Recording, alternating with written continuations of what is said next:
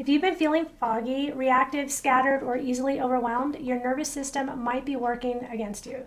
The problem isn't that you're too sensitive or not trying hard enough. It's that your brain has been stuck in survival mode and hasn't had a chance to reset.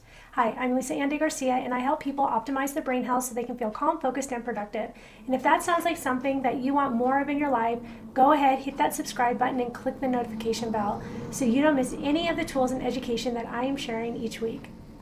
Today we're going to talk about the nervous system and how a regulated nervous system is the foundation for cognitive resilience. We're going to look at how your nervous system affects your memory, clarity, and focus, and emotional control, and I'll give you specific ways to strengthen it starting today.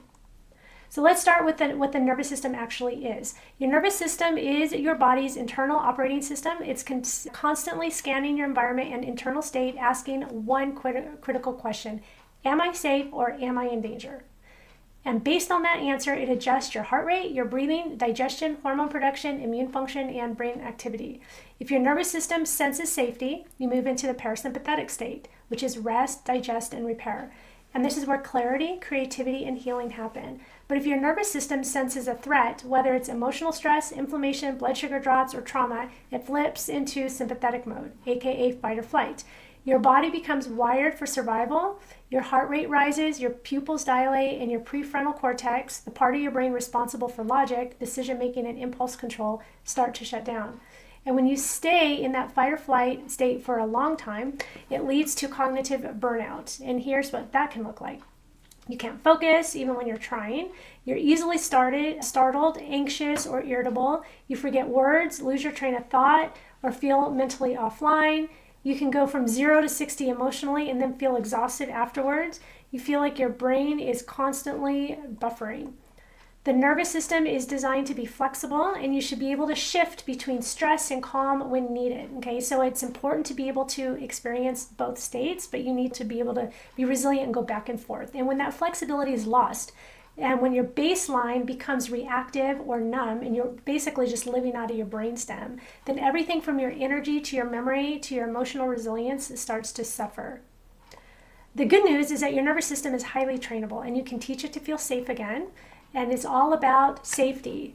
The number one job for the brain is like going, okay, am I safe? Like that's all it needs, is it needs to know that it is safe.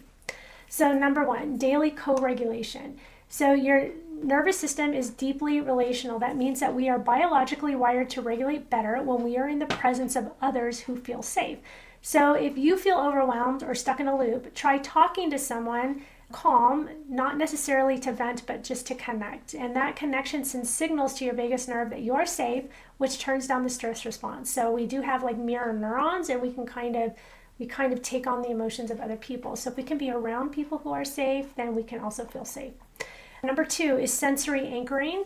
Using your 5 senses to signal safety, like warm tea, weighted blankets, nature sounds, sunlight on your skin, or even a calming scent like lavender can ground your nervous system in the present moment. These cues can interrupt the stress response and bring your prefrontal cortex back online. Number 3, blood sugar regulation. When your blood sugar crashes, your brain perceives it as danger, and that triggers adrenaline and cortisol, even if nothing else is wrong. Eating balanced meals at regular intervals isn't just about energy, but about keeping your nervous system steady. Number 4, gentle movement. Not high intensity exercise, so like we're talking about walking, stretching, or slow mobility walk. Gentle movement stimulates the vagus nerve, promotes lymphatic flow, and helps release stored tension from the body, making it easier for the brain to shift out of survival mode. When we talk about gentle movement, rhythmic movements is something that we use a lot with children and adults. And Tai Chi and any type of really slow movement, we're actually looking at the fascia, and we're finding that the fascia is that connective tissue, but that's what's holding on to emotion. And by doing slow, intentional movements, we are able to kind of release that and release some of those trapped emotions. Number 5 is closing the loop. When you're chronically stressed, your brain gets stuck in open loops. Unfinished tasks, unread emails, decisions that you haven't made, and even closing one of those loops sends a signal to your brain that it can relax. Try setting a timer for 10 minutes and knocking out a lingering task, and you'll be surprised how much calmer that you feel afterwards. I used to listen for years. I used to listen to Dave Ramsey, and he's always talking. If you listen to him, he's always talking about how to get out of debt.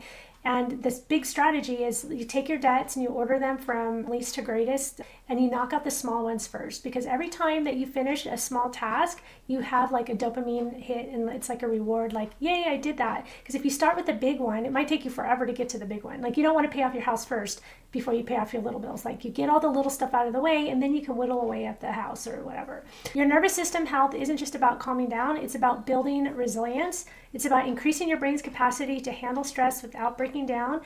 And that's what we want, right? We don't want just stress relief, but adaptability. That's cognitive resilience. So if this video helped you understand what might be going on in your body, give it a thumbs up and hit subscribe. And if you're ready to get out of survival mode and feel like yourself again, check the link in the description to book a free call with me, and we'll walk through your symptoms, your history, and your goals.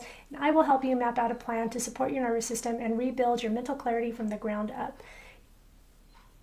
Your brain isn't just reacting, it's adapting. So let's teach it how to recover. I will see you next week.